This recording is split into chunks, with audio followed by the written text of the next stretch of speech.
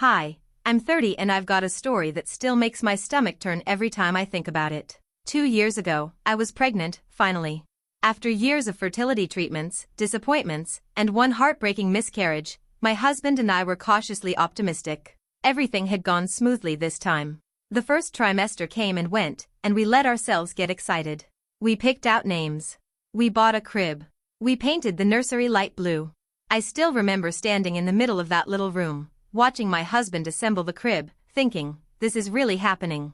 My younger sister, Kayla, had been by my side through it all. She's 27, and we've always been close in that complicated, not always easy kind of way. She's loud, impulsive, and used to being the center of attention. But she'd been weirdly supportive during this pregnancy. Always offering to run errands, coming by with prenatal vitamins or soup or some new pregnancy gadget I'd never heard of. It felt nice, honestly. Like she was finally growing up. Everything changed at 33 weeks. One morning, I woke up in pain, sharp, wrenching pain.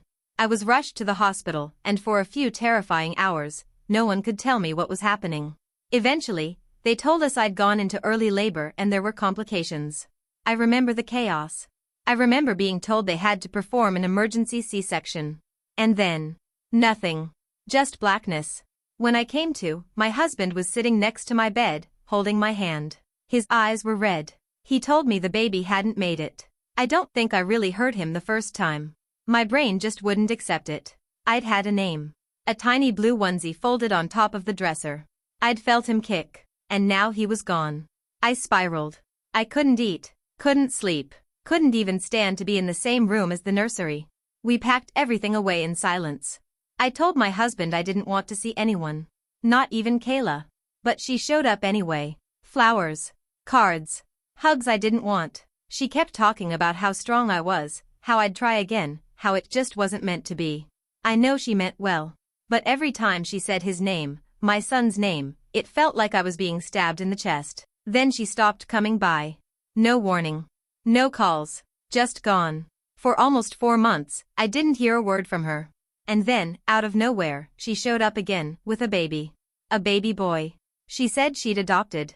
Said it was a private adoption. That the birth mother had chosen her last minute. I didn't know what to say. I was still barely holding myself together, and now here she was, smiling and glowing with this newborn in her arms. I told myself I was being paranoid. That life was unfair, yes, but it wouldn't be that cruel. I told myself that a coincidence, however painful, wasn't proof of anything. But then I looked at the baby. And something in me knew. He looked just like the ultrasound photos I'd saved on my phone. And I swear to God, I felt him recognize me. I couldn't stop staring at the baby in Kayla's arms. It was like my heart had started racing and shutting down at the same time. My brain was trying to rationalize it. Newborns all kind of look the same, right? But my gut was screaming something different. His nose. His chin. Even his ears. He looked like me. Like my husband. I smiled through clenched teeth. I told her he was beautiful. She beamed like she'd just won the lottery. Said she named him Eli. That was the final punch in the gut. Eli was the middle name we had picked for our son. I hadn't told anyone. Not even my parents. We were going to surprise everyone after the birth. So how the hell did she know? I didn't sleep that night. I kept replaying everything in my head. I pulled out the ultrasound photos and stared at them until my eyes burned. Then I did something I still feel weird about. I dug through Kayla's social media. She'd wiped everything clean. No pregnancy pictures. No new mom updates. Just a few generic baby posts, always from angles where you could barely see his face. Something was wrong. I knew it. I just didn't know how to prove it. Over the next few weeks, she kept popping up. Unannounced visits, texts with baby pictures, messages that felt less like a sister checking in and more like someone showing off. My husband was trying to be neutral about it, but even he was getting suspicious. One day, after Kayla left, he finally said it. That kid, he looks exactly like my baby pictures. So I asked Kayla point blank if I could see the adoption paperwork. She laughed like I was joking. Brushed it off. Said it was confidential. I told her I wasn't accusing her of anything. I just wanted peace of mind. She got defensive. Said I needed therapy, not answers. That I was obsessed and projecting and needed to move on. That's when I knew something wasn't just off. Something was very, very wrong. The next week, I visited the hospital. The same one where I gave birth. I didn't expect them to tell me much, but I had to try. I asked to speak to someone from records, hoping they'd at least confirm the date and details of my procedure. Instead, I got blank stares. The nurse I spoke to looked confused and told me, "You never delivered here." I thought I'd misheard. I insisted I had. I remembered it. The pain, the fear, the surgery, the grief. But she double-checked. There was no record of a C-section. No record of a birth. According to their system, I'd come in for early contractions and was discharged the same day with a false labor diagnosis. That's when my hands started to shake. Because now, I didn't just feel crazy. Now I had proof that someone was lying. I walked out of that hospital in a daze, clutching a piece of paper that said I'd never given birth. It was surreal. Like my reality had been rewritten and everyone forgot to tell me. I remember sitting in my car, staring at the steering wheel for 20 minutes, not even crying, just blank. My body remembered the pain. The surgery scar was there. But the paperwork said otherwise. I called my husband, told him everything. He went quiet for a moment, then said the one thing I hadn't dared say out loud: "What if you didn't lose the baby?"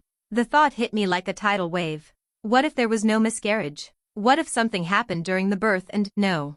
That was impossible, right? But then I remembered something from those first few blurry hours at the hospital. A conversation I only half heard while coming out of anesthesia. A nurse saying something about temporary custody arrangements. I'd chalked it up to my delirium. Maybe it wasn't. That night, my husband and I sat down with everything we had: pictures, texts, even the hospital discharge form. We made a list of people to talk to. I called my OB the next day, pretending I was requesting documents for insurance reasons. She was hesitant, but eventually sent over a partial medical report. And buried deep in the file was a single chilling line under delivery notes. Neonatal transfer, custody assignment signed. Custody assignment? We'd never signed anything. I called her office again, demanding answers. The receptionist wouldn't tell me anything, said I needed a lawyer. A lawyer? Why would I need a lawyer just to find out what happened to my own child? My husband called his cousin, who's a paralegal. She took one look at the paperwork and told us flat out, this wasn't normal. Especially not the missing hospital record. She offered to help us dig deeper, and within 48 hours, we had a contact inside the hospital's legal department willing to talk unofficially. What he said chilled me to my bones. There was a birth that night. A premature baby boy. Transferred to a neonatal facility 2 towns over. Mother listed as unidentified surrogate. The name used on the paperwork? Kayla's. I couldn't breathe. My sister had stolen my baby. That night, I didn't sleep at all. I just lay there, staring at the ceiling, replaying every interaction with Kayla since the adoption. Every smile. Every baby photo she sent. Every time she let me hold him, for only a few seconds, like she was dangling something in front of me I could never fully have. My mind kept going back to the surgery scar on my body. The emptiness I felt when I woke up. The way Kayla suddenly vanished for months, only to reappear with a baby who looked just like my husband. It was all there. Right in front of me. I just hadn't let myself see it. The next morning, I met with a family law attorney. I brought everything. The photos, the documents, the names. I was shaking the whole time. I didn't even care about being calm or rational anymore. I just wanted the truth out. I wanted my son back. The attorney was cautious but kind. He told me that if what I was saying could be proven, that I had given birth and someone else fraudulently took custody, we had a legal case. A massive one. But the hardest part was ahead, establishing paternity and maternity without tipping Kayla off. Because if she found out we were investigating her, she could vanish. With my son. That possibility nearly broke me. The lawyer immediately filed a motion to unseal the hospital records, and in the meantime, we were told to play it cool. To act like nothing was wrong. Like I still believed her adoption story. That was the hardest part. I had to smile at her, hold her baby, my baby, and pretend I wasn't silently screaming every second. My husband played along too. He even complimented her nursery, her parenting instincts, her bravery. It felt like we were in a twisted play, pretending to admire the performance of a woman who stole our child. Then, one afternoon, I noticed something strange. Kayla left her diaper bag on the kitchen counter during a visit. While she stepped into the bathroom, I instinctively opened it to grab a pacifier that had fallen out. Inside the side pocket, tucked in with a bottle and a receipt, was a small envelope. Inside was a hospital bracelet. One of those tiny ones they put on newborns. And it had my last name on it. Not Kayla's. Mine. I couldn't stop my hands from shaking. I snapped a photo with my phone and carefully slid the bracelet back in like nothing had happened. That was it. The final crack in the lie. I emailed the photo to our lawyer that night. He didn't even wait until the next morning. He filed an emergency request to petition the court for a DNA test. We were officially at war. And Kayla still had no idea. The next 2 weeks were the longest of my life. While our lawyer filed the necessary paperwork, my husband and I had to keep pretending everything was normal. We smiled through clenched teeth, went along with Kayla's visits, and said all the right things even when they made my blood boil. She started getting more possessive, less generous. She wouldn't let me hold the baby as long. Claimed he was fussy. Claimed he was teething, or tired, or just wasn't a cuddler. But I knew the truth. She felt it. She could tell something was shifting. The way I looked at him had changed. The way I looked at her had changed. And I think that's when she started to panic. Because 3 days after we submitted the emergency request for a court-ordered DNA test, before we even got a court date, Kayla ghosted me. No calls. No texts. Her social media went private. When I drove by her place, it was empty. Curtains drawn. No car in the driveway. She was gone. I wanted to scream. Our lawyer told us not to freak out yet. That it could just be coincidence. That she might not know what we were doing. But I could feel it, like something had cracked open. She knew. So we did what we had to. We filed a missing child report. I didn't care that Kayla was my sister. I didn't care that it would explode the family. I didn't even care how it would look. A piece of me had been stolen, and now that piece had vanished into thin air. It was a nightmare I couldn't wake up from. The police were reluctant at first. After all, she was listed as the adoptive parent. But when they dug into the hospital records and found the forged consent forms, the non-existent adoption agency, and the bracelet photo I'd submitted as evidence, everything changed. Suddenly, it wasn't a family squabble anymore.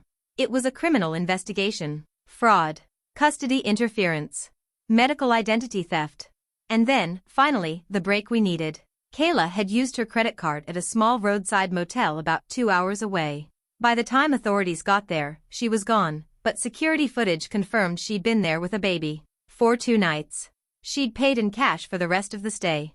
The clerk remembered her because she'd seemed nervous and kept the baby swaddled the entire time, even in 80-degree weather. We were terrified she was going to run. Or worse, do something unthinkable. I couldn't eat. Couldn't sleep. I was jumping every time my phone buzzed. Every second that passed, I imagined the worst. Until one afternoon, just before sunset, my husband's phone rang. It was Kayla. And what she said made my blood run cold. Her voice was shaking. Not with fear. Not with guilt. With rage. She accused us of destroying her life. Said we had betrayed her by involving the police. That we were trying to take away the only good thing she ever had. I just stood there, listening in stunned silence while my husband held the phone on speaker. She said she deserved to be a mother. That I already had everything, a husband, a house, a life. And her? She'd never had any of it. Not love. Not stability. Not a future. Just loneliness and mistakes. She said I owed her this. That this baby had healed her. That she loved him like he was her own. And then, through gritted teeth, she said the words I'll never forget. I saved him from you. My knees buckled. She said she'd overheard our parents talking after I was rushed into surgery. How they were worried I couldn't handle a premature birth. How they thought I was too emotionally fragile. That I might relapse into depression or neglect him. And Kayla, in all her twisted logic, decided she had to step in. Not because anyone asked her to. Because she believed she was better for him. She forged the documents. Bribed a nurse, who has since been fired and is now under investigation, to falsify the hospital record. Claimed I had abandoned the baby after birth. And in the chaos, no one questioned it. A vulnerable woman sedated after surgery, a supposedly willing surrogate signing over custody to a responsible family member. It was a loophole. A moment of silence in the system.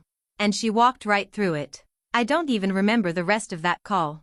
I just know that when she finally hung up, we stood in the kitchen for what felt like hours, stunned. Numb. My husband sat down, head in his hands, and said, "She's not just sick. She's dangerous." We gave the police the number she called from. They traced it to a burner phone. But the signal pinged a nearby cell tower, just a few towns over. For the first time, we had a trail. 2 days later, Kayla was found in a rental cabin outside a small lake community. When the police knocked on the door, she tried to escape through the back. She was holding the baby. Wrapped in 3 layers of blankets despite the heat. He was crying. My son. My baby boy. When the officer gently took him from her arms, she didn't fight. She just sat down on the porch, sobbing. Kept repeating over and over, he was supposed to be mine. The moment I got the call, I dropped everything and ran to that precinct. And when they placed him in my arms for the first time since the hospital, I knew. I knew in my bones, in my blood, in every cell of my body. He was mine. Holding him was like waking up from a nightmare I didn't know I'd been trapped in for months.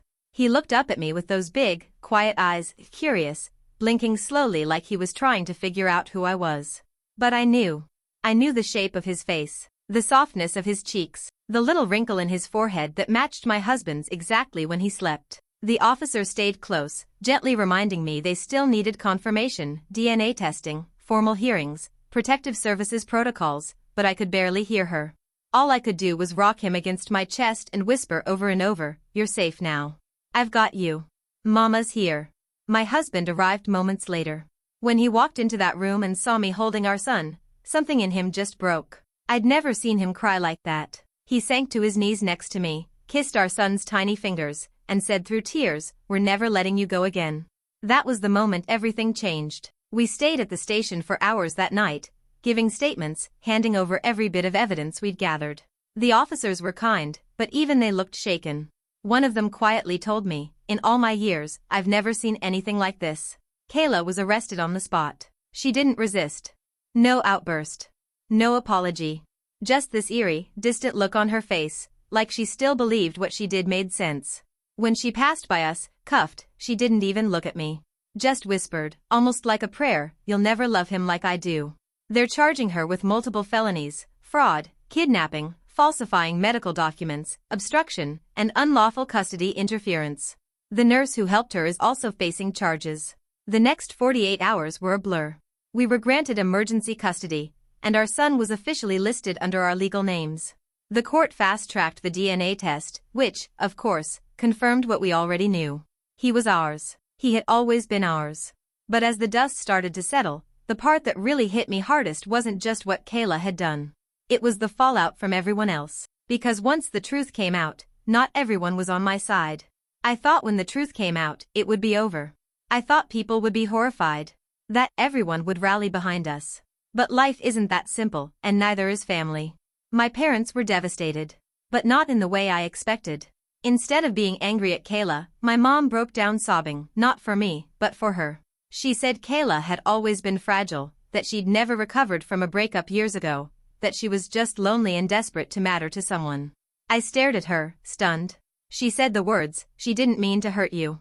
I didn't even know how to respond. My dad tried to play the middle, like this was a disagreement that could be worked out over a dinner table. "This doesn't mean she's a bad person," he said. "She needs help, not punishment." Help? She stole my child. She forged medical documents, paid off hospital staff, and disappeared with my newborn for months. And yet somehow, they still wanted me to be the one to understand. Worse, some extended relatives started questioning our version of the story. Asking why we hadn't noticed sooner. If maybe there was some agreement Kayla thought she had. If maybe I had said something in the hospital that she misunderstood. As if I was even conscious. The narrative started twisting before my eyes. In hushed conversations. In vague texts. In pitying looks from family members who wanted to support both sides. Even some people online, after a few leaked details hit local news, started speculating. Saying I must have been unfit. That mothers don't just lose their babies like that unless something else was going on. I started feeling it again. That heavy, suffocating fog I'd worked so hard to crawl out of. But this time, I wasn't alone. Because my husband was furious. Our lawyer was relentless. And a surprising voice came forward from the chaos, my cousin Mia. She posted a long, public message on Facebook with every detail of the case. She shared my son's name. My hospital records. A screenshot of Kayla's burner profile where she'd posted photos pretending to be a surrogate for a struggling couple. Mia called it what it was, a premeditated abduction. And slowly, people started listening. But the damage had already been done in some places. The people who wanted to believe Kayla was just a lost soul, they still believe it. And honestly, I don't care anymore. Because I had my son in my arms. And no one was taking him from me again. The legal process moved fast, at least by court standards. Because of the nature of the case and the clear evidence of fraud, the judge granted us full and immediate parental custody. My son's birth certificate was corrected, hospital records amended, and Kayla was issued a no-contact order. Permanently. But even with the courts on our side, it didn't feel like a win. The first few weeks home with our baby were complicated. He cried a lot. He didn't sleep well. Loud noises startled him. The pediatrician told us what we already feared: he'd been overstimulated. Moved around too much. Exposed to a lot of stress in his first few months. He was healthy, but anxious. Like he'd been holding his little breath in the world too long. I spent hours just rocking him, humming softly, letting him grip my finger like it was the only solid thing he had. He didn't smile much at first, but one day, almost 5 weeks after we brought him home, he laughed. Not a big laugh, just a tiny, breathy chuckle while my husband made faces at him. And I broke down crying. Because that was the first moment I felt like he knew. He knew he was safe now. That laugh shattered something in me and rebuilt it at the same time. But healing didn't stop there. Every morning I'd open his curtains and whisper, "Good morning, sunshine," like I had imagined doing during my pregnancy. I started reading to him from the same baby books that had once made me sob with grief. We took our first walk as a family, me, my husband, our baby, and people smiled at us like we were any other parents. They had no idea how hard we'd fought just to reach that sidewalk. But beneath the surface, part of me was still waiting for the next earthquake. I checked the locks twice at night. I peeked through the window at random shadows. I kept expecting Kayla to show up again somehow, to take back what she believed was hers. But she didn't. She stayed locked up, denied bail while awaiting trial. Until a letter came. From jail. From Kayla. The envelope was thin. No return address, just her name scribbled across the top in handwriting I'd seen on birthday cards growing up. That same looping K she always made like a little crown. My hands shook as I opened it, unsure what I was hoping for. An apology? A confession? A final jab? It was none of those things. Just one page. She wrote that she hoped I was taking good care of him. That she could still feel his weight in her arms. That every night she dreamed of feeding him, rocking him to sleep, singing songs she said I would have never known how to sing. She said I should be grateful, because she'd loved him when I couldn't. That she was the one who held him when he cried. That she gave him his first smile. And then, right at the bottom, one last line. He called me Mama first, not you. I felt the blood drain from my face. It was a wound she'd saved just for me. I didn't cry. I didn't rage. I folded the letter, placed it in a box I keep locked, and told no one, not even my husband. Because that letter wasn't about her. It was about me. About who I would choose to be moving forward. And I chose this, to never let that darkness live in my house again. She'll be sentenced soon. Our lawyer says she'll likely serve a long time, especially with the falsified documents and conspiracy charges stacking up. And as for the nurse, she cut a deal. Gave up details in exchange for a reduced sentence. I don't care what happens to her. I care about him. Our son just turned 1 last week. We threw a small party. Nothing fancy, just balloons, cupcakes, and family we trust. I held him while we sang happy birthday, kissed his cheek, and whispered the words I'd wanted to say since the day he was born. I will never let you go. He didn't call me Mama that day. But a week later, out of nowhere, while reaching up for me in the hallway, he did. Soft and clear as day. Mama. And I knew. It didn't matter what she'd taken. Because I was the one who brought him home. And I'm the one who gets to love him every day of his life. That's all that matters now.